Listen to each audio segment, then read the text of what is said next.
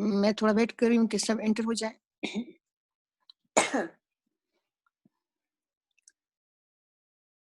Today's topic is AC quantities. We have done before that whenever there is a change in magnetic flux, then due to rate of change of magnetic flux, there is induced EMF. ये हम पहले कर चुके हैं. And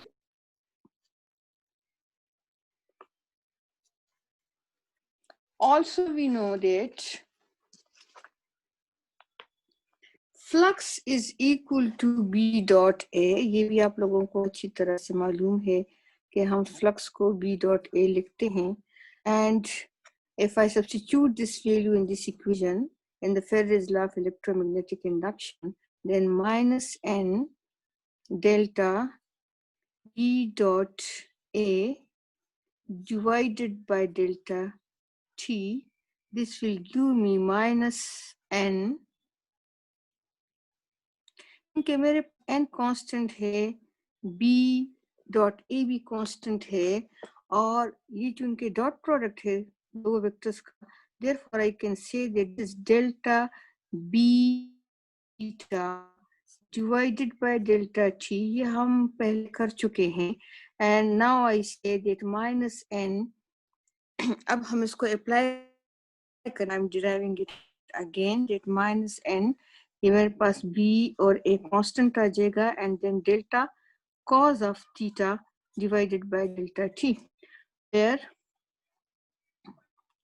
theta मेरे पास किस चीज के equal है? It is equal to, it is, theta is omega T, so it will be cos of omega T divided by delta T, which will generate induced EMF is equal to minus N BA. And यहाँ पे जब मैं उसको operate करूंगी तो we have done this, that it will give me minus omega sine of omega T. ये आएगा minus minus plus, then NBA omega sine of omega T. Right?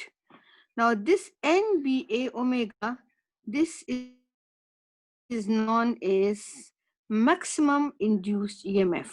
Sine of omega T is equal to 1. If omega T is 90, then we say that this induced EMF is equal to maximum.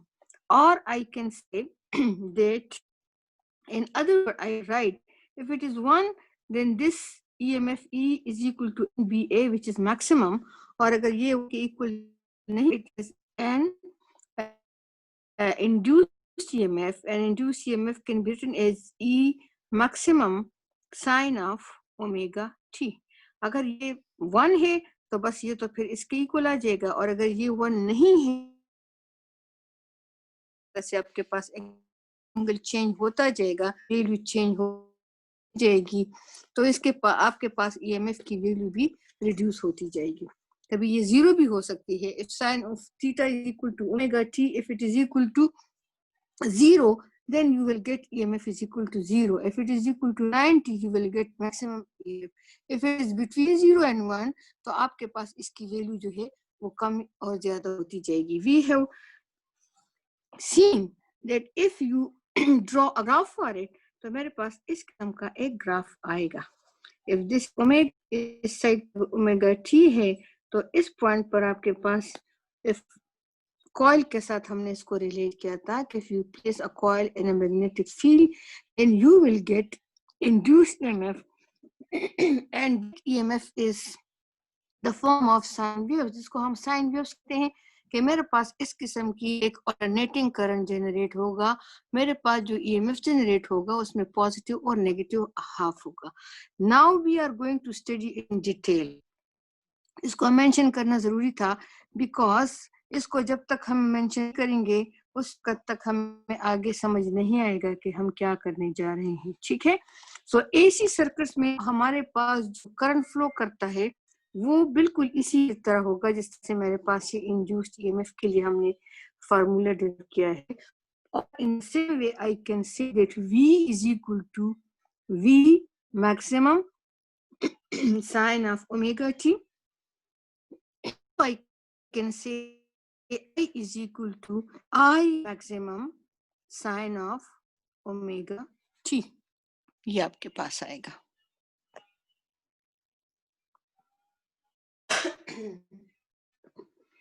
Next we are going to study that मेरे पास जितने होंगे, अगर वो हम कहते हैं कि AC current है, किसी भी सर्किट में जाएंगे तो हम क्या करेंगे, उसको रिप्रेजेंट करेंगे बाय अ सिंबल.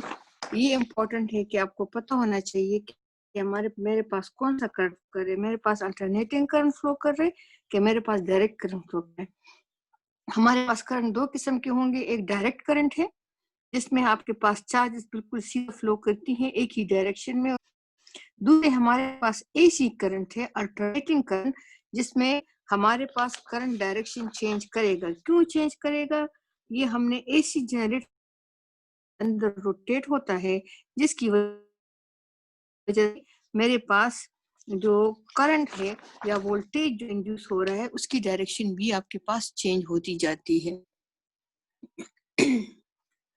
राइट तो अगर आपके पास अल्टरनेटिंग करंट्स है तो उसमें पॉजिटिव हाफ आएंगे, जो हमने पहले इसको पढ़ चुके हैं. हमारे पास अल्टरनेटिंग करंट में बार बार डायरेक्शन जो है वो चेंज होंगे. नाउ वी से अगर आपके पास किसी करंट में अगर फ्लो कर रहा है, किसी सर्किट में करंट फ्लो कर रहा है which is AC current, DC current नहीं है. डी हम लिखेंगे डायरेक्ट करंट और एसी हमारे पास है एसी अल्टरनेटिंग करंट. तो अल्टरनेटिंग करंट के लिए हमारे पास जो सिंबल है उसको हम ये इस तरह से रिप्रेजेंट करेंगे, और इसी करंट हम उसको स्ट्रेट लाइन से रिप्रेजेंट करते हैं कि ये डायरेक्ट करंट है. तो ये उसके सिंबल आपके पास आ गए हैं. राइट देन वी से कि जब भी आपके पास कहीं पे अल्टरनेटिंग करंट या अल्टरनेटिंग वोल्टेज किसी सर्किट में जाएगा तो वो 1 सेकंड में कई बार आपके पास अपनी डायरेक्शन को चेंज करेगा. जैसे कि हमें ये साइन व्यूज में नजर आ रहा है, डायरेक्शन पॉजिटिव हाफ और नेगेटिव हाफ आ रहे हैं. जैसे जितना तेजी से आपके पास कॉइल रोटेट करेगा मैग्नेटिक फील्ड के अंदर, उतनी ही तेजी से आपके पास पॉजिटिव और नेगेटिव हाफ आते जाएंगे. अगर आपके पास हमारे पास पॉजिटिव और नेगेटिव हाफ के जो अल्टरेशन हो रही है वो भी तेज हो रही है. पाकिस्तान में जो हम उसकी फ्रीक्वेंसी 50 है, मतलब 50 साइकिल्स पर सेकेंड. तो 1 सेकेंड में 50 पॉजिटिव हाफ आते हैं और 50 नेगेटिव हाफ आते हैं. ये उसकी फ्रीक्वेंसी है कि आपके पास जितनी ज्यादा तेज रोटेट होती जाएगी आपके पास कॉइल मैग्नेटिक फील्ड के अंदर जनरेट होगा, उसकी फ्रीक्वेंसी भी उसी पे डिपेंड करेगी. और आपके पास पॉजिटिव और नेगेटिव हाफ पर सेकेंड में उतनी दफा आएंगे. अगर 50 दफा पर सेकेंड में उसकी कंप्लीट रोटेशन 50 है, इसका मतलब है कि आपके पास 50 पॉजिटिव 50 नेगेटिव हाफ्स आएंगे. ठीक है, ये हमारे पास अल्टरनेटिव करंट और अल्टरनेटिव एक ईएमएफ सोर्स है. लेट्स से कि मैंने उसको कनेक्ट किया हुआ है with the load, and let's say कि मेरे पास ये रेजिस्टेंस आर है एंड ये जो वोल्टेज है मेरे पास this is let's say and this is negative. तो आपके पास करंट की डायरेक्शन ये होगी, पहले पॉजिटिव हाफ में आपके पास ये आएगी. ठीक है, ये यूं आपके पास करंट फ्लो करेगी. लेकिन जैसे ही आपके पास पोलैरिटी चेंज हो जाएगी तो फिर आपके पास ये मैं ईएमएफ रिप्रेजेंट सप्लाई कर रही हूँ. सोर्स मेरे पास है वो अल्टरनेटिंग सोर्स है, इसलिए मैं इसके साथ नहीं लिख सकती हूँ. और let's say it is changes after some time, आपके पास जो नेगेटिव पॉजिटिव टर्मिनल था वो नेगेटिव हो जाएगा और जो नेगेटिव था वो आपके पास पॉजिटिव हो जाएगा. और अभी इसी सर्किट में आपके पास जो रेजिस्टेंस आपने लगाया हुआ है इसमें से जो करंट जाएगा उसकी डायरेक्शन भी चेंज हो जाएगी. अब आपके पास करंट की डायरेक्शन अपोजिट तरफ आ जाएगी, यानी इस तरीके से आपके पास अब करंट फ्लो करना शुरू करेगी लाइक दिस.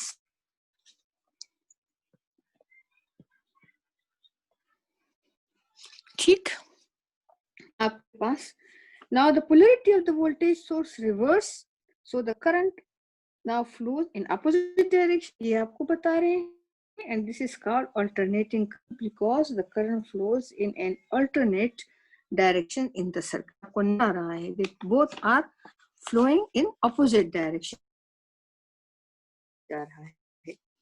Now ये जो मेरे पास वोल्टेज है इसको हम कहते हैं sinusoidal alternating voltage in current. Sinusoidal alternating voltage क्यों कह रहे हैं हम? क्योंकि इसके पास जो मेरे V है it is equal to Vm sin of theta, और थीटा को मैं ओमेगा टी लूं तो साइन ऑफ ओमेगा टी हम थीटा लिखते हैं कि यहाँ पे थीटा मेरे पास ओमेगा रिप्रेजेंट कर रहे हैं frequency of this alternating current को. तो थीटा जो है इसकी समझ इतनी नहीं आती. यहाँ पे ओमेगा जो है वो एंगुलर फ्रीक्वेंसी को, that is the rotation of the coil in the magnetic field को रिप्रेजेंट कर रहा है आपके पास साइन ऑफ ओमेगा टी.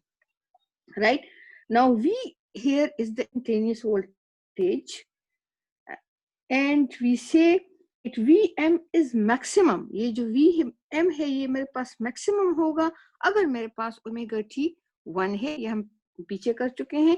लेकिन ये ओमेगा के पास 1 नहीं है तो फिर आप कुछ Vm से कम आएगी, और इसको हम साइन वोल्टेज या साइनोसॉइडल वोल्टेज कहेंगे. बिकॉज अगर आप देख लें तो ये इस किस्म के जो भी आपके पास करंट आते हैं, जो ग्राफ आपके पास इस किस्म की, चाहे वो करंट की वजह से बन रहा हो, ये साइन वेव्स हमारे पास कोसाइन वेव्स भी इसी तरह से है लेकिन उसकी शक्ल ये होती है कि वो आपके पास यूं बनेंगे. राइट बाकी शेप वही है लेकिन सिर्फ आपके पास जब जनरेट होती है आपके पास कॉस थीटा के लिए है, ये आपके पास साइन ऑफ थीटा के लिए है. अब चूंकि मेरे पास ये सारे ये फॉर्म भी और हमारे पास साइनोसॉइडल वेव्स हैं, एंड इन दिस केस मेरे पास क्योंकि वो कोसाइन फंक्शन है ये साइन फंक्शन है तो उसकी शेप सेम आएगी. सिर्फ cos of 0 is equal to 1 तो ये यहाँ से शुरू हो रहा है, and sine of 0 is equal to 0 तो ये यहाँ से शुरू हो रहा है, बाकी उसकी शेप वहीं आएगी. So Vm is Vm sine of omega T. And similarly अगर मैं करंट को रिप्रेजेंट करूंगी Im is sine of omega T. आपके पास जो मैक्सिमम करंट होगा वो आपके पास Im होगा, बाकी इसमें आप कम भी हो सकता है, 0 भी हो सकता है, मैक्सिमम भी हो सकता है. ठीक. सो आपके पास जो ग्राफ मैंने यहाँ पे बनाया हुआ है, this is between omega T and I भी आप ले सकते हैं और इसकी जगह आप एम भी लिख सकते हैं. ठीक है. तो आपके पास ये जो पॉइंट होगा this will be maximum current इधर आएगा, और ये आपके पास ये भी आई एम है but with the negative sign आएगा. इसी तरह का ग्राफ बना सकते हैं वोल्टेज के लिए भी. वोल्टेज के लिए भी हम बनाएंगे तो मेरे पास ये होगा, let's say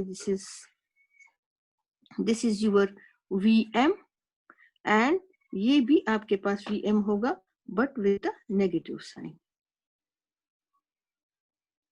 right? And this is with the negative sign.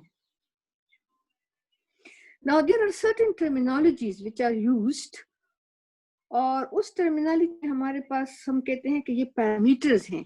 Those quantities which completely describe AC circuits. जब आप AC circuits के बारे में बात करते हैं और उसको डिस्क्राइब करना चाहते हैं and you want to know their parameters, you want to know their characteristics, तो उसमें कुछ पॉइंट्स ऐसे आएंगे, उसमें से आपके कुछ टर्मिनोलॉजीज ऐसी होंगी जो हम. ठीक है. तो ऐसी टर्मिनोलॉजीज में जो सबसे पहली चीज आ रही है वो आपके पास इंस्टेंटेनियस वैल्यू है. What is instantaneous value? Instantaneous value आप लोग वेलोसिटी में भी पढ़ चुके हैं, एक्सेलरेशन में भी पढ़ चुके हैं. तो इंस्टेंटेनियस वैल्यू का मतलब ये है कि आपके पास इंस्टेंट का क्या मतलब है? इंस्टेंट का मतलब ये है that at any instant the value at any instant is instantaneous. अगर वो वेलोसिटी है तो हम उसको इंस्टेंटेनियस वेलोसिटी कहते हैं, अगर वो एक्सेलरेशन है तो हम उसको इंस्टेंटेनियस एक्सेलरेशन कहते हैं. ठीक है. लेकिन यहाँ पे हम वोल्टेज की बात कर रहे हैं और हम करंट की बात कर रहे हैं. तो ये जो मेरे पास ग्राफ बना हुआ है वो मेरे क्या होगा? This is known as the voltage at that. For example, if I say कि आपके पास जब कॉइल बिल्कुल परपेंडिकुलर था, बिल्कुल परपेंडिकुलर टू द फील्ड था, तो आपके पास फील्ड नॉर्मल के दरमियान जीरो एंगल बन रहा था, तो साइन ऑफ जीरो आपके पास जीरो है, देयरफॉर वी से एट पर्टिकुलर इंस्टेंट आपके पास वोल्टेज क्या था, जीरो था. सो this is the instantaneous voltage at that instant. इसके बाद जब आपके पास वो रोटेट हो गया है एंड से कि वो parallel to the magnetic field आ गया, तो उसके नॉर्मल ने एंगल बना 90 degree with the magnetic field, इसलिए हमारे पास जो वैल्यू आ रही है साइन ऑफ थीटा 90 होगा, तो आपके पास मैक्सिमम वैल्यू आएगी, यानी मैक्सिमम वोल्टेज आएगा. एंड वी से at that instant the voltage is maximum.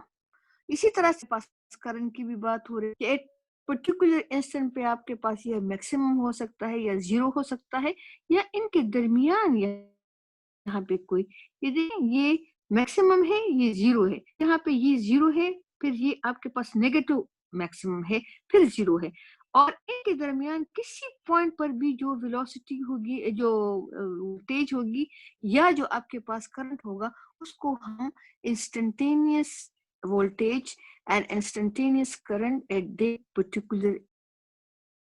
इसे इसके बाद मेरे पास जो आ रहा है, अच्छा इसकी वैल्यू यहाँ पे फ्लक्चुएट कर रही है, ये 0 और 90 डिग्री के दरमियान फ्लक्चुएट करेगी.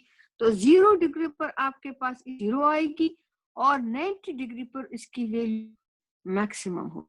सिमिलरली 0 डिग्री पर आपके पास करंट जो होगा वो 0 होगा, और 90 डिग्री पर आपके पास करंट जो होगा वो आई मैक्सिमम होगा. आपके पास जो इंस्टेंटेनियस वोल्टेज है वो 0 और मैक्सिमम के दरमियान. इसी तरह से इंस्टेंटेनियस करंट आपके पास 0 और दरमियान में कहीं पे एग्जिस्ट करेगा. ये आपके पास पहली टर्मिनोलॉजी है, instantaneous values of voltage and current. इसके बाद हमारा साइकिल. साइकिल क्या चीज है? साइकिल का मतलब ये है एसी वोल्टेज जनरेट होती हैं from alternating currents, from alternating वो जनरेटर जो आपके पास मूव करते हैं, जो रोटेट होते हैं इन द मैग्नेटिक फील्ड, तो उसकी वजह से आपके एसी करंट जनरेट हो, एसी वोल्टेजेस जनरेट हो रही हैं. तो वो जो एक कंप्लीट रोटेशन करता है, that is known as cycle. तो one complete set of positive and negative. अगर मैं इसको बात करूं ऑफ ग्राफ, ये जो आपके पास आ रहा है positive half and negative half, ये क्या है? वन कंप्लीट साइकिल है. इसमें आप वन कंप्लीट रोटेशन होता है, वन कंप्लीट की आ रही है इन द मैग्नेटिक, राइट. और यहाँ का ग्राफ बनेगा, उसमें एक पॉजिटिव हाफ आएगा और एक नेगेटिव हाफ आएगा. So this is one complete cycle. This is known as a complete cycle. ठीक है. तो आपके पास अगर यहाँ पे ग्राफ बना हुआ है तो कहेंगे कि ये मेरे पास क्या है? This is one complete rotation, और ग्राफ में वन कंप्लीट साइकिल से रिप्रेजेंट करेंगे. Now what is the time? आपके पास साइकिल के बाद जो तीसरी चीज आ रही है वो है टाइम पीरियड का होगा. जाहिर है ये आप लोगों ने फर्स्ट ईयर में पढ़ा हुआ है. आपके पास the time required to complete one rotation is the time period. तो वन साइकिल के लिए जो आपको टाइम चाहिए, ये मेरे पास क्या है? ये टाइम पीरियड है. एंड इफ आई से द टाइम पीरियड, तो टाइम आपके पास हम इसको डिनोट करते हैं बाय टी, राइट. और टी जो है इसके जो यूनिट होंगे हम इसको रिप्रेजेंट करते हैं. हमारे पास इसका यूनिट सेकंड आ रहा है. फोर्थ हमारे पास आएगा जी फ्रीक्वेंसी है. जाहिर है आपके पास फ्रीक्वेंसी आ है. वन रोटेशन के लिए जो टाइम है वो टाइम पीरियड है. तो 1 सेकेंड में आपके पास ये कितने साइकिल्स कंप्लीट करता है, दैट इज नॉन एज इस फ्रीक्वेंसी एफ. उसको हम फ्रीक्वेंसी एफ से डिनोट करेंगे, और फ्रीक्वेंसी को हम कहते हैं that this is the number of vibrations per second. Number of vibrations per second is known as frequency. इसको हम कैसे लिखते हैं? 1/T.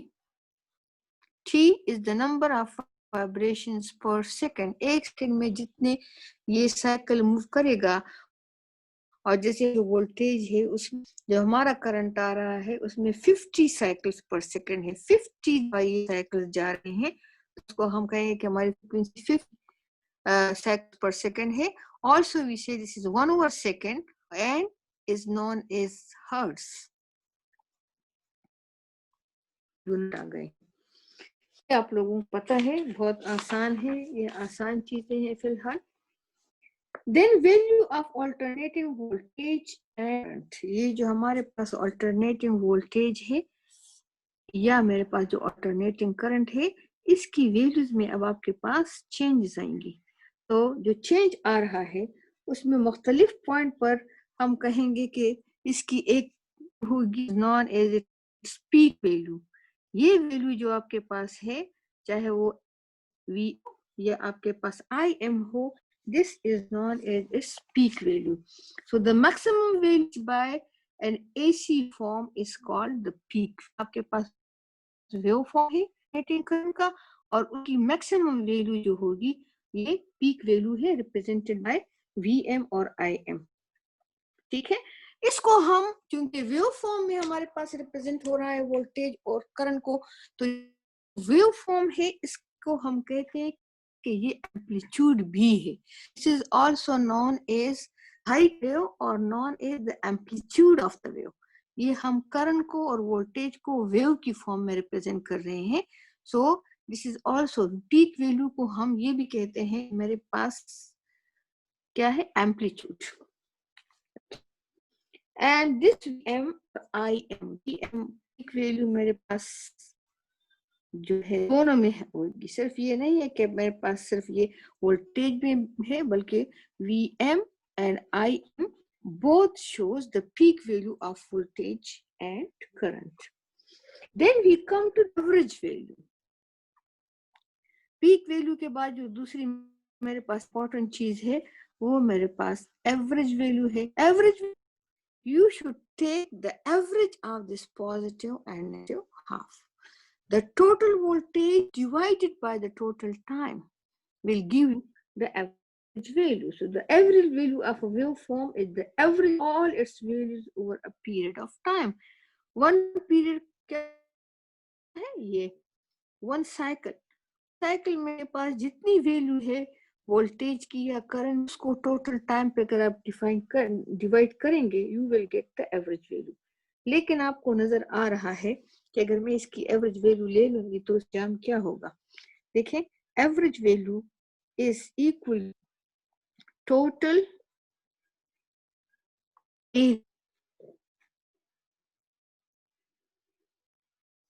कर्व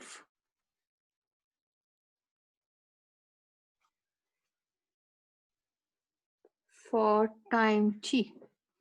आपके पास टाइम t क्या है, दिस इज टाइम t, और इसका जो टोटल एरिया है, this area, this one and this one, divided by time t जो होगा, ये आपके पास एवरेज वैल्यू ऑफ वोल्टेज और एवरेज वैल्यू ऑफ करंट आएगा। तो आपको क्या रिजल्ट नजर आ रहा है कि जब मैं सारी वोल्टेज को ऐड करूंगी और टोटल टाइम पे डिवाइड करूंगी तो उसकी वैल्यू क्या हो जाएगी, जितना पॉजिटिव है उतना नेगेटिव भी है, they will be cancel out, you will get average value will be equal to 0 of voltage and average value of voltage and current is equal to 0। अब अगर एवरेज वैल्यू मेरे पास वोल्टेज और current की 0 आ रही है तो मेरे पास जब करंट फ्लो करता है तो वो क्या चीज है, ठीक है। सो करंट जब हम देखते हैं कि हमारे करंट भी है वोल्टेज भी, तो हम कैसे कंसीडर करेंगे वोल्टेज को और करंट को। For this purpose we the square positive है और एक नेगेटिव है, तो अगर नेगेटिव को भी मैं स्क्वायर कर लूं पॉजिटिव हो जाएगा, तो मुझे इन दोनों का स्क्वायर लेना पड़ेगा। So now I'm going to calculate the root mean square value. Mean square value is also known as the effective value.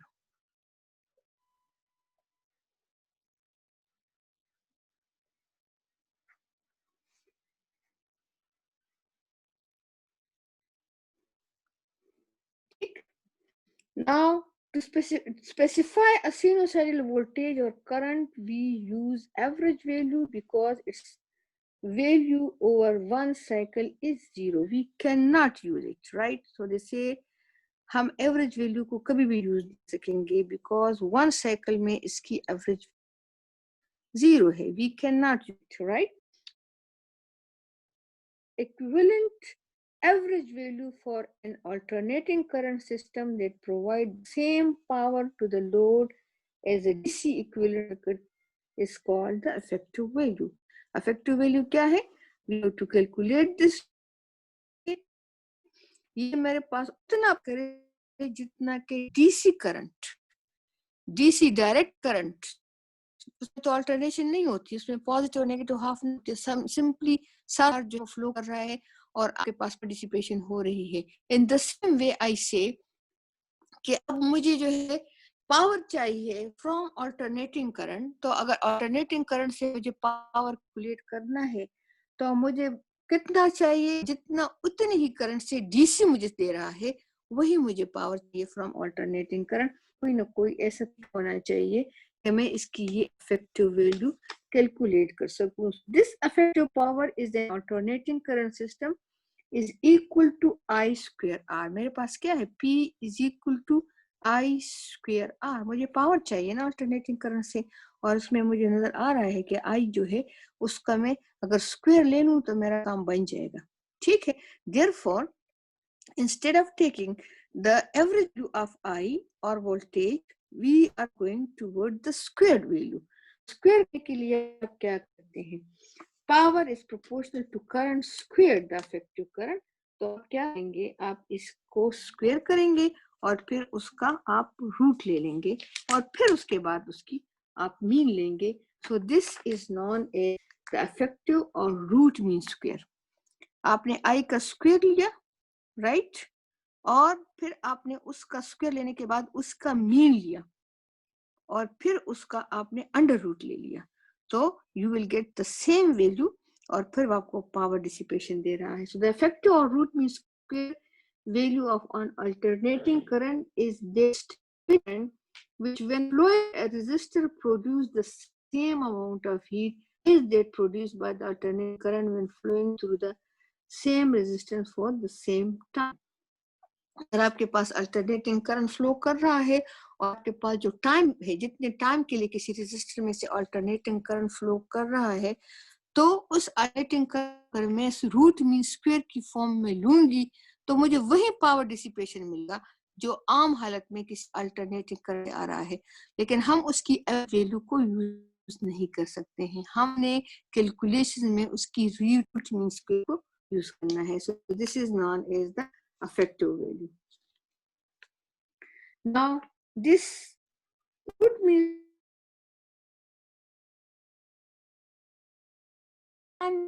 में आपके पास है डायरेक्ट करंट, और जो रूट मीन स्क्वायर वैल्यू आपके पास आ रहा है ये अल्टरनेटिंग करंट है. लेकिन चूंकि मैंने उसको स्क्वायर कर दिया, फिर उसका लिया और फिर उसका अंडर रूट ले लिया. असल में उस स्क्वायर कैंसिल करने के लिए मैंने उसका अंडर रूट लिया है और मैं उसको डायरेक्ट उसका एवरेज नहीं ले सकती थी, इसलिए मैंने पहले उसको स्क्वायर किया, फिर उसका लिया, फिर उसका अंडर रूट लिया.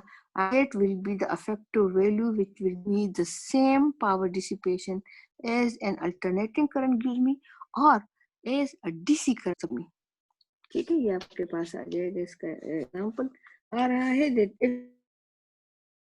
effective of or root mean value of an alternating current is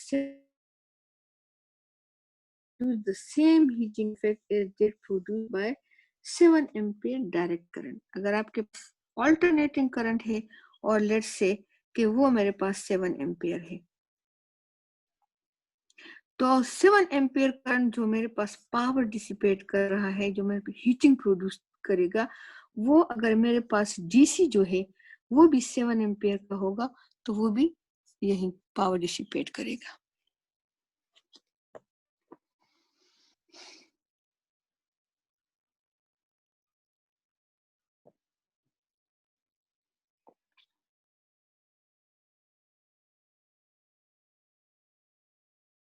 R is the resistance। जिस तरह से आपके पास कोई रेजिस्टेंस है और उसमें से करंट फ्लो करता है तो वोल्टेज डेवलप होगा, पावर होगा। अगर आपने एक हीटर लगाया हुआ है और उसमें से जब करंट फ्लो करता है तो आपको हीट मिल रहा है, तो उसमें आर क्या है? उसमें वो जो आपने कॉइल सा लगाया हुआ है वो आपका रेजिस्टेंस आर है। आर आपके पास सिंपली रेजिस्टेंस है। जैसे आप V is equal to I R लेते हैं, उसमें आर क्या है? रेजिस्टेंस है।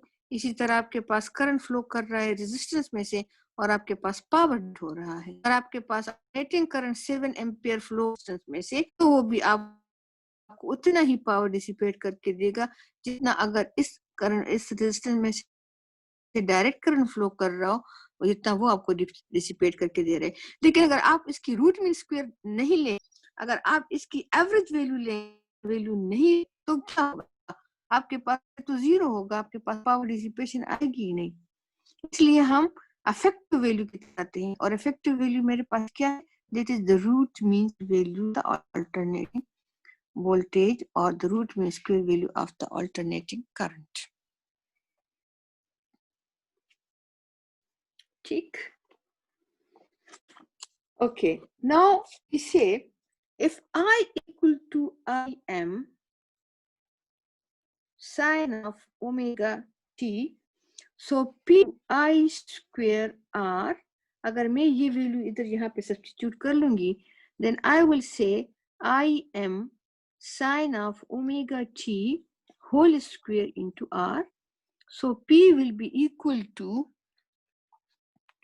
Im square sine square omega t into r. ऐसा हो जाएगा आपके पास, ठीक है? और I can say Im square r sine square omega t. इस तरह से मैं लिख सकती हूँ। ये आपके पास पावर, अगर ये पास पावर है, then you say the current square power is always positive। यहाँ पे मेरे पास Im square है, अगर इसका पॉजिटिव हाफ है या नेगेटिव हाफ है, ये सब नेगेटिव भी स्क्वायर हो जाएगा तो आप पॉजिटिव क्वांटिटी दे देगा।